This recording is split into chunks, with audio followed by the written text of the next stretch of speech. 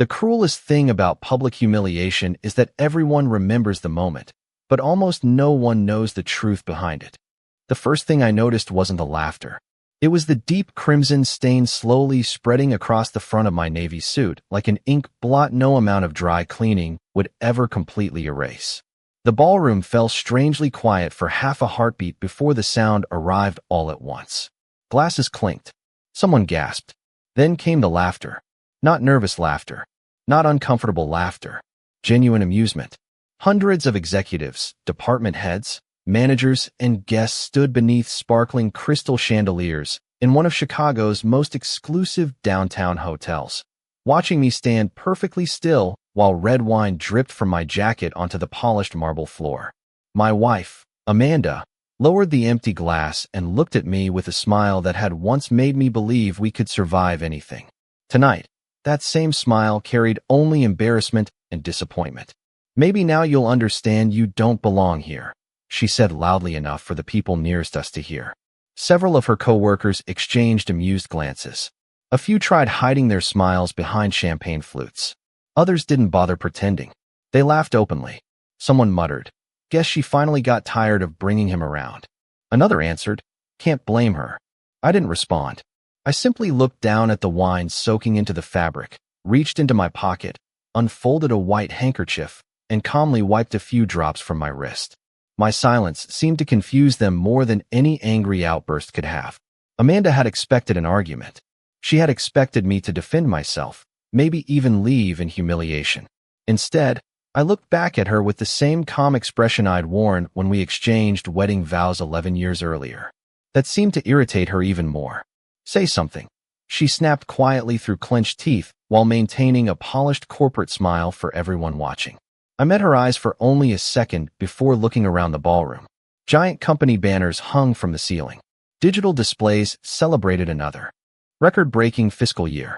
Employees congratulated one another while waiters carried trays of expensive appetizers through clusters of conversations. It was supposed to be a celebration of success. Instead, it felt like the final performance before the curtain fell. "Are you embarrassed?" Amanda asked softly enough that only I could hear. I considered the question carefully. Embarrassed wasn't the right word. Disappointed fit better. Not because of the wine. Not because of the laughter. Because somewhere along the way, the woman who once believed in me had started believing everyone else's version of who I was.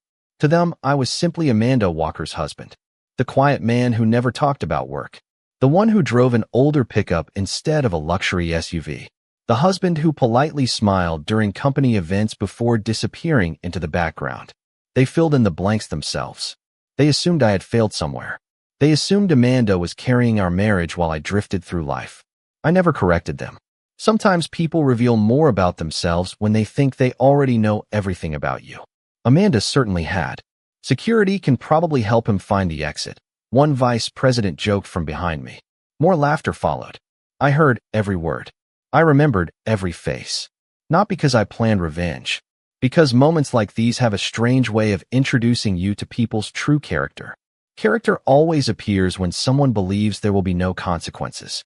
A waiter quietly approached with fresh linen napkins. His expression carried genuine sympathy. "Sir," he whispered, "would you like another jacket? We have extras available." I smiled politely. "No, thank you." My voice sounded steady even to my own ears. The waiter nodded and stepped away. Amanda looked almost frustrated that I refused to react. She wanted emotion. She wanted frustration. She wanted everyone to leave believing she had finally put her insignificant husband in his place. She didn't know that less than 3 hours earlier I had signed the final page of an acquisition agreement inside a law office overlooking Lake Michigan. She didn't know that dozens of attorneys had spent the previous 6 months working in complete confidentiality. She didn't know that while this party celebrated another successful year, ownership of the entire company had quietly changed hands before dessert was even served.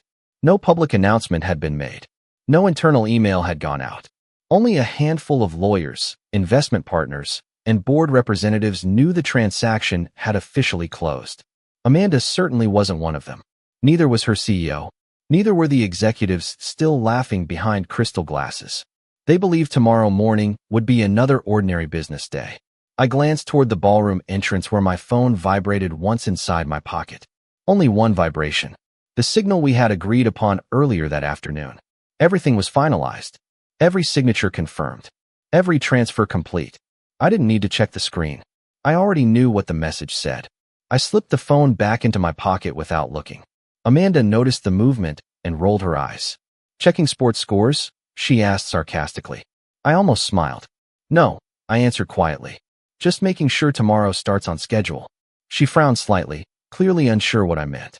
Before she could ask another question, I reached for a clean glass of sparkling water from a nearby table, took one slow sip, placed it back exactly where I'd found it, straightened my wine-stained jacket, and looked around the ballroom one final time.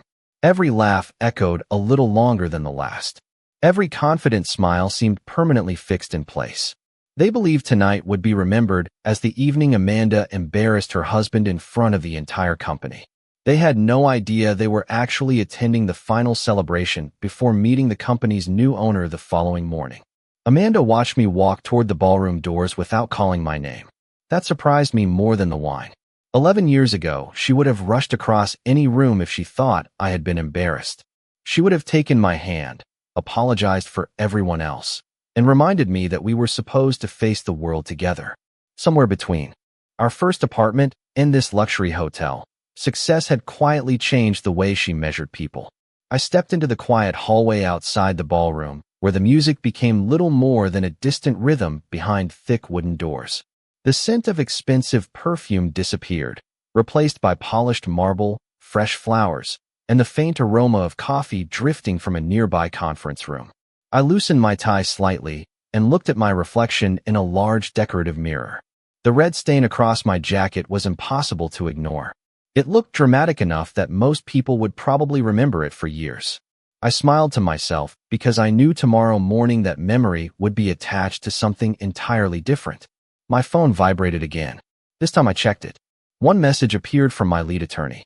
"Ownership transfer recorded. Board confirmation scheduled for 8 o'clock tomorrow morning. Congratulations, Mr. Walker." I read the sentence once before locking the screen. 6 months of negotiations, financial reviews, confidential meetings, and legal documents had finally reached the finish line. There had been moments when I almost walked away from the acquisition because the numbers were difficult and the company carried more internal problems than the public realized. Then I remembered why I had become interested in the business in the first place. It was never about prestige. It was about potential. Atlas Strategic Systems had brilliant employees trapped inside an executive culture that rewarded appearances more than leadership. Ironically, I had spent years watching Amanda slowly become part of that culture without realizing it. A familiar voice interrupted my thoughts. "Sir, are you all right?" It was the hotel manager. He offered another clean towel along with genuine concern. I accepted the towel this time and thanked him. "Just an unfortunate accident," I said. He nodded politely.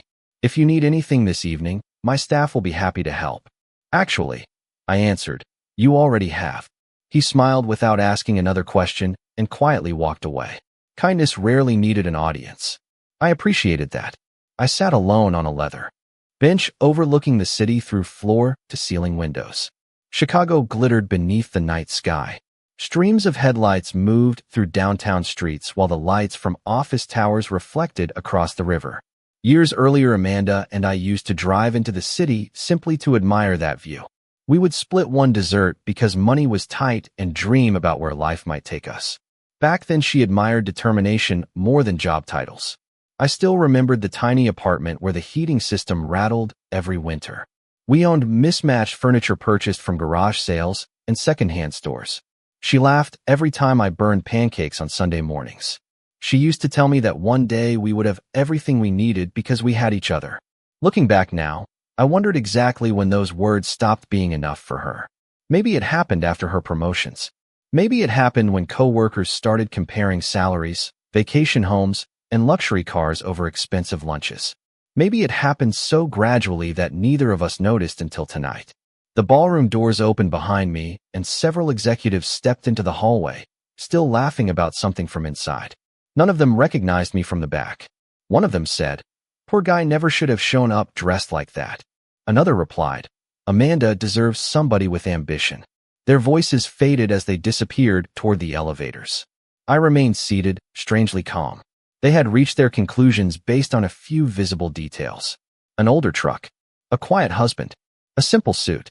They never asked what I actually did because they believed they already knew the answer. That was the interesting thing about assumptions. People often defended them more fiercely than facts. My phone rang once more. This time it was Olivia Brooks, the attorney who would stand beside me in the boardroom the next morning. "Everything is ready," she said. "The directors have confirmed attendance. The current executive team still has no idea." "Good," I replied. "Keep the schedule exactly as planned." She hesitated before asking. "I heard there was an incident at the event." News traveled quickly. "Nothing that changes tomorrow," I answered. "Tomorrow happens exactly the way we discussed." "Understood," she said. 8 o'clock sharp. After the call ended, I looked back toward the ballroom entrance one final time. Music echoed faintly through the closed doors. Inside, Amanda was probably smiling beside executives who believed the future belonged to them. None of them realized the future had already arrived. They simply had not been introduced to it yet. A little after 10:30 that night, I finally walked into the parking garage beneath the hotel, where my pickup sat between rows of imported luxury vehicles worth more than my first 3 homes combined.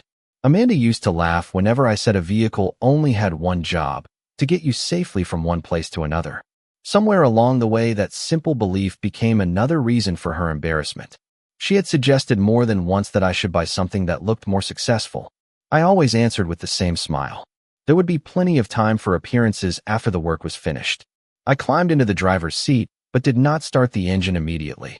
Instead, I rested both hands on the steering wheel and allowed the silence to settle. The evening had been loud enough for everyone. Quiet had always helped me think. I remembered the first conversation I ever had with the investment group nearly 7 months earlier. They expected someone much older to represent the acquisition fund.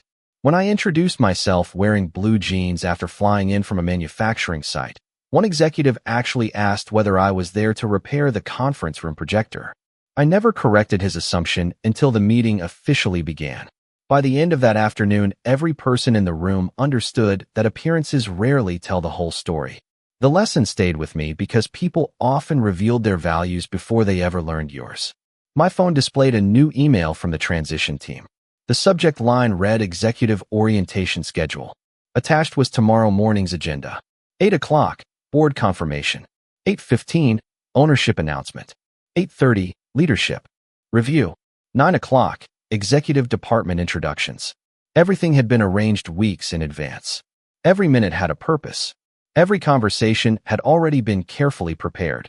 I closed the email and started the truck. The familiar sound of the engine felt strangely comforting after an evening built entirely around polished appearances. During the drive home, I passed restaurants still filled with couples laughing over late dinners. Traffic had thinned enough that the city lights reflected across the windshield without interruption. Amanda and I used to spend Friday evenings exploring neighborhoods like these with no destination in mind. We would stop wherever we found good coffee and inexpensive pie. Those memories still existed. They simply belonged to a version of us that neither of us seemed able to find anymore. By the time I reached our neighborhood, the streets had become quiet. Porch lights glowed warmly across well-kept lawns. I parked in the driveway and unlocked the front door. The house greeted me with complete silence. Amanda had planned to stay after the event for networking with senior leadership. At least that was what she told me before we left.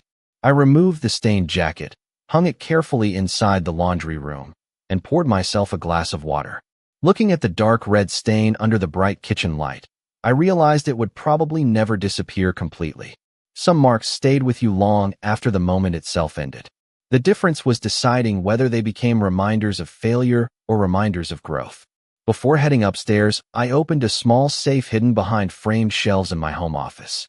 Inside rested only a few important items. Family photographs, my father's old wristwatch, a leather notebook filled with handwritten goals dating back almost 15 years.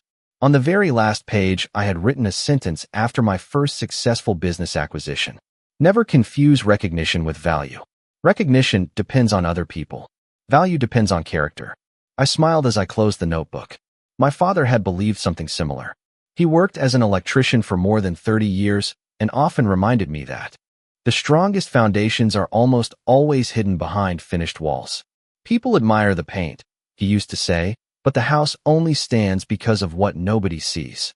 Around midnight, headlights swept across the front windows. Amanda had finally come home. I heard the garage door close before her footsteps crossed the hallway. She paused when she noticed the light beneath my office door.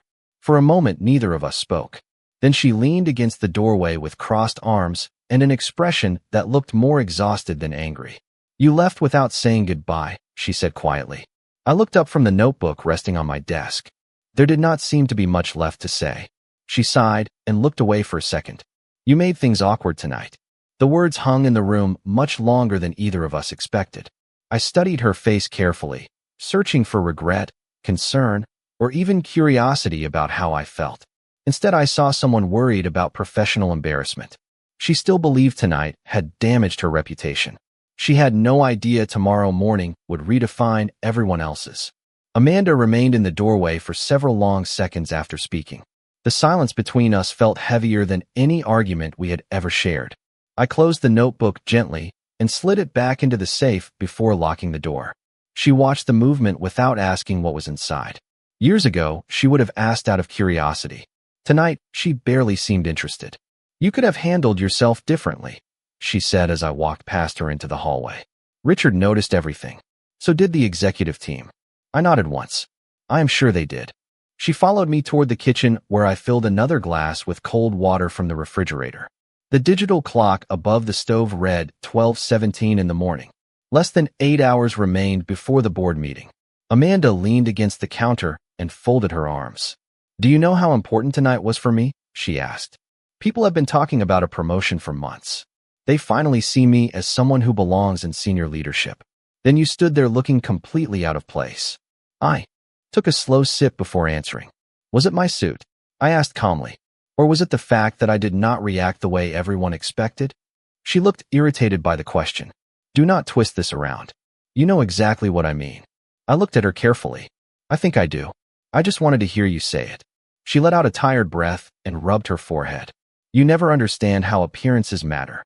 Those words stayed with me. Appearances matter. I had heard similar sentences from investors, competitors, and corporate consultants over the years. Some of them were right. Presentation had value. Confidence had value. Professionalism certainly mattered. But confusing appearance with substance had destroyed more companies than bad products ever could. "Do you remember our first apartment?" I asked. Amanda looked confused. "What does that have to do with anything? You used to tell me that character mattered more than status." She gave a faint laugh that sounded almost dismissive. "People change, Ethan. That is called growing up." "Maybe," I answered quietly. "Or maybe they simply begin chasing different things." She picked up her purse from the kitchen island and removed her phone. Several messages appeared across the screen. I noticed Richard Hayes's name among them before she turned the display away. "Richard texted to make sure I was all right," she said. "He felt terrible about what happened." I almost smiled. Richard probably believed he was showing compassion. Tomorrow morning, he would discover that leadership often changes before anyone notices the door opening. Amanda continued speaking without realizing my attention had shifted elsewhere. "He said the board is introducing the new ownership group tomorrow morning. Everyone thinks it is going to be a private equity firm from New York." She looked almost excited despite the evening we had just endured. "If the new owners like my presentation next quarter, Richard thinks I have a real chance." I listened quietly. It fascinated me how confidently people built plans around information they believed to be complete. She had no idea that the story she was telling me had already become outdated. "That sounds promising," I said. She studied my face as though expecting sarcasm. Finding none, she seemed even more frustrated. "Why are you so calm?" she asked. "Does tonight honestly not bother you?" I looked down at the faint wine stain still visible on my shirt sleeve. "It bothers me less than what caused it." She frowned. "What is that supposed to mean?" "Nothing you need to worry about tonight." She shook her head. "Sometimes I feel like I do not even know you anymore." The sentence lingered between us. Perhaps she believed it was an accusation. The truth was more complicated. Neither of us really knew the other anymore. She no longer knew the business decisions that occupied my days because I rarely discussed confidential work. I no longer recognized the woman who once celebrated small victories without comparing them to someone else's success. We had both changed, only in different directions. Amanda glanced toward the hallway leading upstairs. I have to be at the office by 7. Richard wants everyone there early before the announcement. That makes sense, I replied. She hesitated for a moment before asking, what are your plans tomorrow? I met her eyes and answered honestly. I have an important meeting downtown. She nodded without asking another question, assuming it had nothing to do with her company. As she disappeared upstairs, I remained alone in the quiet kitchen, listening to the distant sound of her footsteps fading into the second floor. Then my phone lit up once more. This time the message came directly from the chairman of the outgoing board. It contained only one sentence. We look forward to introducing you at 8 o'clock sharp, Mr. Walker. I locked the screen, turned off the kitchen lights, and headed upstairs knowing that by this time tomorrow, almost every assumption made about me during the past 11 years would no longer survive the morning. The alarm sounded at 5:30 exactly as it had every weekday for years. I turned it off before the second tone and sat quietly on the edge of the bed while the first light of morning filtered through the bedroom windows. Amanda was already awake, scrolling through emails on her phone with the focused expression she usually reserved for important presentations. Neither of us spoke at first. The silence no longer felt uncomfortable. It simply reflected how far apart our lives had drifted while sharing the same address. She finally stood, selected a tailored charcoal suit from the closet, and walked toward the bathroom. Today is going to be hectic, she said without looking at me. Richard wants everyone in the executive conference room before 7:30. I nodded. Sounds like a busy morning. The new ownership group will probably ask difficult questions, she continued. Richard thinks we need to project confidence from the beginning. I smiled faintly. Confidence is always useful. She interpreted the comment as agreement and continued getting ready. I dressed more simply than she expected, choosing a well-fitted navy suit that had been custom-tailored years earlier. It was not flashy, but every detail had been made with precision. My father used to tell me that quality whispers while insecurity shouts. I had carried that lesson into almost every business decision I had ever made. Downstairs, I brewed fresh coffee while Amanda gathered her laptop and presentation folders. The familiar routine reminded me of mornings long before promotions, corporate dinners, and expensive networking events. Back then, we used to eat breakfast together before rushing to jobs that barely covered our bills. We celebrated small victories because they belonged to us. Somewhere along the way, success had stopped feeling shared. It had become something measured individually. Amanda glanced at her watch. I should leave now. Traffic downtown will be terrible. She reached for her keys, then hesitated. About last night. For a brief moment, I wondered if an apology might finally come. Instead, she said, try not to take everything so personally. Sometimes people make jokes at corporate events. I looked at her calmly. I understand. She seemed relieved by the answer, stepped closer, and gave me a brief, almost automatic hug before walking toward the garage. The gesture felt more like habit than affection. A minute later, I watched her sedan disappear down the street. I remained standing in the kitchen until the neighborhood became quiet again. Then I picked up my own phone and opened the schedule Olivia had sent the previous evening. Every meeting remained exactly where it belonged. Every director had confirmed attendance. Every legal document had been filed before sunrise. There was something reassuring about preparation. Dramatic moments usually looked spontaneous from the outside, but they were almost always built upon months of careful planning. At 6:30, my driver called to confirm he had arrived. Normally, I preferred driving myself, but today required absolute precision. A black sedan waited at the curb as I stepped outside carrying nothing except a leather portfolio. During the drive downtown, the city gradually came alive. Commuters filled sidewalks with coffee cups in hand. Delivery trucks backed into loading docks. Office towers reflected the rising sun across polished glass. Chicago looked exactly the same as it had yesterday.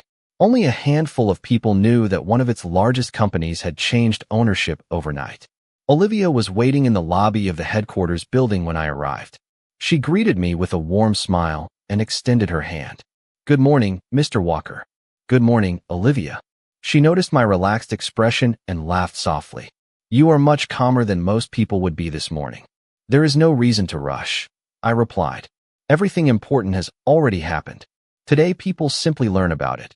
Together, we entered a private elevator requiring executive authorization. As the doors closed, Olivia glanced toward the digital display showing the upper floors. "The current executive team is already gathering upstairs," she said. "They are expecting representatives from the investment group." I looked at my reflection in the brushed steel elevator doors. The faint stain from the previous evening was gone, replaced by a fresh suit and a clear mind. "Expectation and reality rarely arrive together," I said quietly. Olivia smiled, understanding exactly what I meant. The elevator stopped one floor below the executive boardroom, where a private conference suite had been reserved for the transition team. Several attorneys and board representatives stood as I entered. The outgoing chairman approached first and offered a firm handshake. "Welcome, Mr. Walker," he said. "Everything is ready. In less than 30 minutes, we officially introduce you as the new chairman and principal owner." I thanked him, accepted the folder containing the final agenda, and looked through the glass wall overlooking the executive corridor. On the opposite side of the hallway, I caught sight of Amanda walking confidently beside Richard Hayes toward the main boardroom. She carried herself with complete certainty, believing she was about to impress the people who had purchased the company. She never once looked in my direction. She did not realize that the man she had left standing alone in a ballroom only hours earlier was already inside the building waiting to welcome everyone to their new future. The conference suite remained remarkably quiet despite the importance of the morning. Attorneys reviewed documents one final time, while members of the outgoing board exchanged short conversations that carried none of the nervous energy filling the executive boardroom across the hall. They already knew the outcome. The only people still living inside yesterday's assumptions were the executives preparing presentations they believed would determine their future. I stood beside the floor-to-ceiling windows overlooking downtown Chicago and watched the city settle into another ordinary workday. Thousands of people hurried toward offices without realizing how quickly circumstances could change between one sunrise and the next. Olivia stepped beside me carrying a thin folder. "The board would like to review the opening remarks one last time," she said. I accepted the folder but closed it almost immediately. "There is no need. We stick to the plan." She nodded. "That is what I expected you would say." One of the directors approached with a welcoming smile. "Mr. Walker, everyone has arrived." Richard Hayes has already begun introducing his executive team upstairs. They are expecting representatives from the investment partnership within the next 5 minutes. I checked my watch. 7:57. Perfect timing had always mattered to me because it demonstrated respect. Arriving early showed preparation. Arriving late suggested disorganization. Arriving exactly when expected communicated confidence. At exactly 8 o'clock, the chairman looked around the room and smiled. "Ladies and gentlemen, shall we begin?" Everyone stood. Jackets were adjusted. Briefcases were collected. The atmosphere remained calm, almost ceremonial. We walked together into the executive corridor where assistants hurried between offices carrying tablets, coffee, and printed agendas. No one paid much attention to our group because confidential meetings happened regularly inside the headquarters. Across the hallway, the double doors leading into the main boardroom remained closed. Through the frosted glass, I could hear Richard speaking confidently about future growth, operational excellence, and leadership continuity. His voice carried the certainty of a man who believed he understood the next chapter before opening the book. An assistant opened the boardroom doors. Richard immediately stopped speaking. Nearly 20 executives turned toward the entrance, expecting unfamiliar representatives from an investment firm. Instead, they saw the outgoing chairman enter first, followed by the legal team, several directors, Olivia, and finally me. For one brief second, nobody reacted. Richard looked politely confused. Amanda's eyes met mine only long enough to register surprise before she glanced toward the others as though expecting someone more important to walk in behind me. Nobody else entered. The chairman walked directly to the front of the room and smiled warmly. "Good morning, everyone. Thank you for assembling on such short notice. I know many of you have questions regarding the ownership transition finalized yesterday evening." Every executive straightened in their chairs. Richard folded his hands together confidently. Amanda opened her notebook, ready to take notes from whoever would become the new ownership representative. The chairman continued. "Before discussing strategy, I would like to introduce the individual who successfully completed the acquisition and who will assume the role of chairman effective immediately. He turned toward me. Please welcome Mr. Ethan Walker, principal owner and chairman of Atlas Strategic Systems. The room became so quiet that the faint hum of the air. A full 10 seconds passed before anyone in the room found the courage to speak. I had spent years sitting across negotiation tables where billion-dollar decisions were made in silence, and I knew exactly what this kind of silence meant. It was not confusion anymore. It was recalculation. Every person in that boardroom was mentally replaying every previous conversation they had ever had with me, searching for words they wished they could take back. Richard Hayes recovered first. He stood slowly and forced a professional smile that did not quite reach his eyes.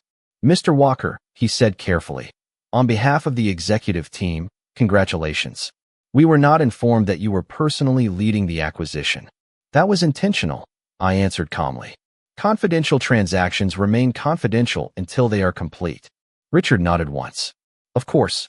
Naturally. His confidence from only a few minutes earlier had disappeared completely. Amanda remained motionless. Her notebook was still open in front of her, but she had not written a single line. She simply watched me with the expression of someone trying to fit two completely different versions of the same person into one reality. I understood that feeling. She had spent years believing she knew exactly who I was. Now every assumption had been replaced with unanswered questions. I looked around the table before continuing. Before we discuss strategy, I want everyone here to understand something. I did not acquire this company because I wanted to dismantle it. I acquired it because I believe its people deserve leadership that rewards results instead of appearances. Several executives exchanged quick glances. Nobody interrupted. Over the next several weeks, I continued, every department will be evaluated using the same standards. Integrity, accountability, long-term performance. Those standards apply equally to every employee, including me. Olivia distributed folders around the conference table while I spoke. Each folder contained the transition schedule, governance changes, and the first phase of operational reviews. I noticed Amanda finally lower her eyes to read the documents. Her hands moved more slowly than everyone else's. Richard cleared his throat again. Will there be immediate leadership changes? He asked. Some, I replied. Not because of titles. Because every organization benefits from objective evaluation after a transition. Nobody seemed surprised by that answer. It was standard business practice. What surprised them was the absence of anger in my voice. They had expected dramatic revenge. Instead, they found a chairman discussing governance, transparency, and measurable performance. The meeting continued for another 20 minutes as department leaders summarized ongoing projects. I listened carefully, asking short questions whenever clarification was necessary. The conversation remained entirely professional. Every answer was documented. Every commitment received a deadline. Eventually, the formal session concluded. Executives gathered their papers while quiet conversations filled the room. Some approached me to introduce themselves properly for the first time. Others simply nodded respectfully before leaving. Richard was among the last to step forward. Mr. Walker, he said, extending his hand. I look forward to working together. I accepted the handshake. So do I, Richard. I believe this company has tremendous potential. He smiled politely before walking toward the exit, though his expression suggested he already understood that his future would depend on more than polished presentations. Amanda remained seated after everyone else had begun leaving. She watched the nearly empty boardroom as though hoping time might somehow reverse itself. Finally, she stood and slowly approached me. For the first time that morning, we stood only a few feet apart without anyone else speaking between us. Ethan, she said quietly, why did you never tell me? I looked at her for a moment before answering. Tell you what? Any of this. Her voice carried genuine disbelief. The acquisitions. The company. Everything. I considered the question honestly. Because when we first married, you used to tell me that my character mattered more than my position. I believed that was enough. She lowered her eyes. I did not know. Amanda remained standing after everyone else had left, but eventually she picked up her notebook and quietly walked out of the boardroom without another word. I watched the door close behind her before turning my attention back to the transition schedule. Personal emotions could not interfere with business decisions. That had always been one of the first rules I learned as an entrepreneur. Feelings deserved respect, but organizations depended upon consistency. Olivia returned carrying another folder filled with department reports.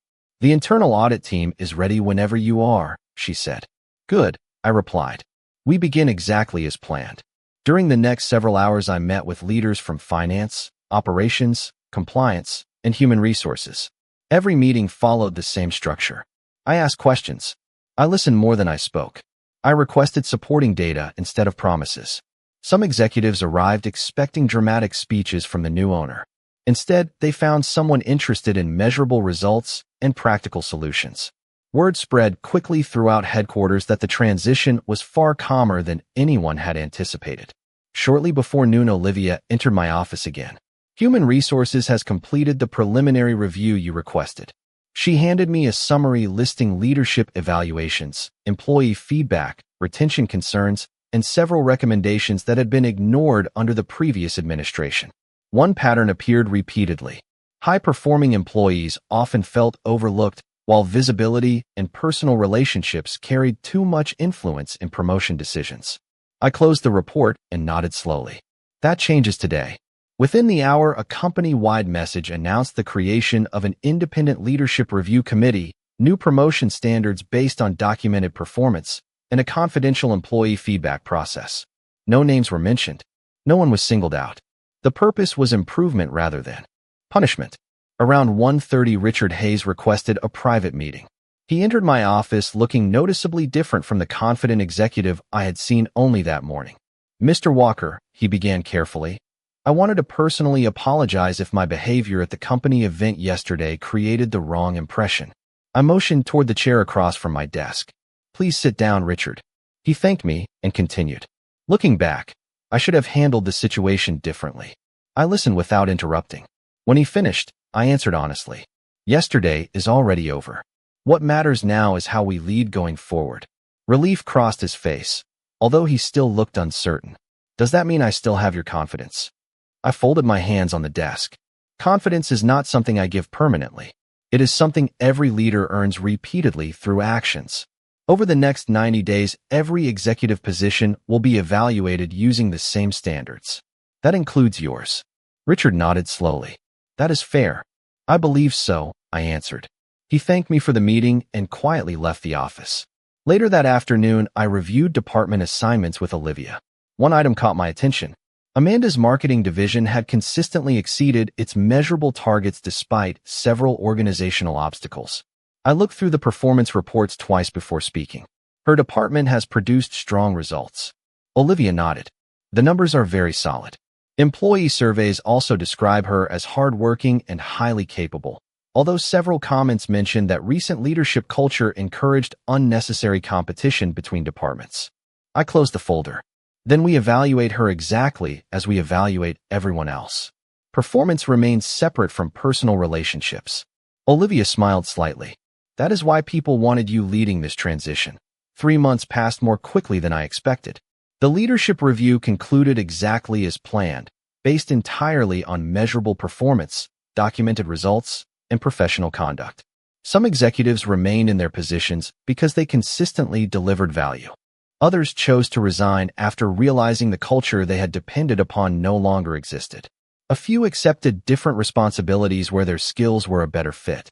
The company itself changed in quieter ways that mattered far more than headlines ever could. Employee turnover declined. Cross-department cooperation increased.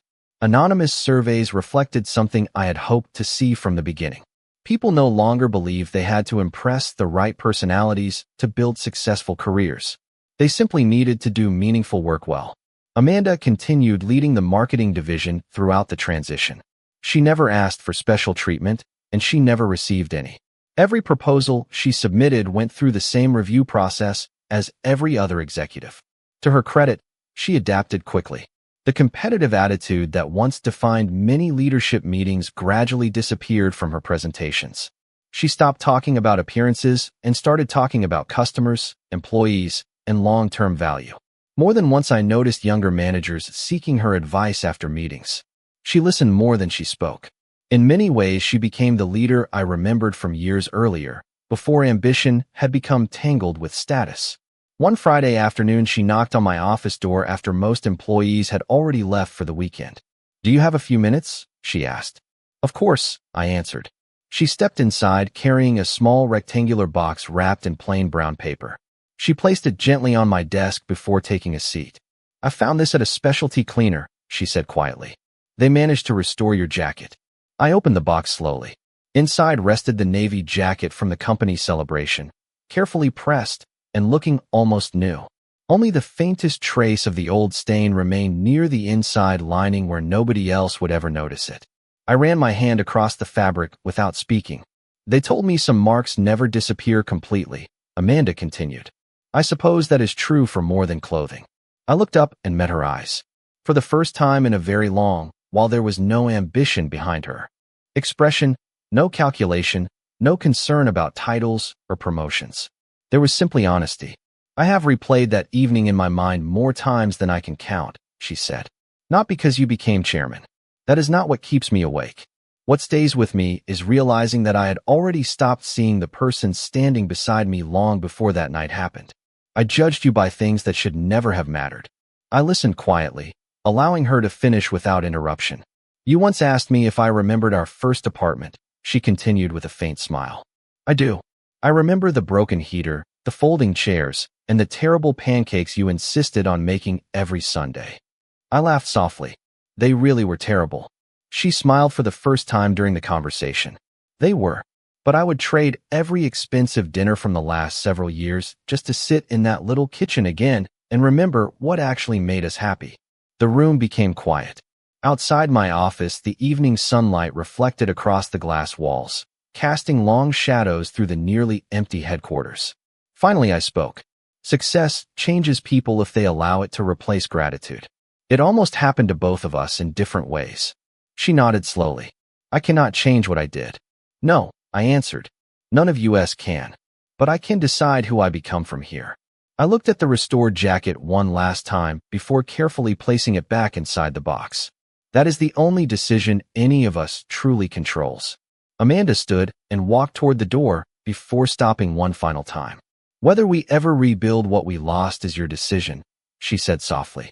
I understand that trust returns slowly, if it returns at all. I only wanted you to know that I finally understand the difference between success and significance. After she left, I remained alone in the office watching the lights of Chicago begin to appear beyond the windows. I thought about the laughter in the ballroom, the silence inside the boardroom, and the quiet conversation that had just ended. Strange how one stained jacket had become a reminder of something far more valuable than business. People often believe the greatest victories come from proving everyone else wrong. I learned something different. The greatest victory is refusing to let someone else's opinion decide your worth. Titles can be transferred. Companies can be acquired. Wealth can grow or disappear. Character is the only investment that continues paying dividends long after every audience has gone home. And that was the only legacy I had ever truly wanted to build.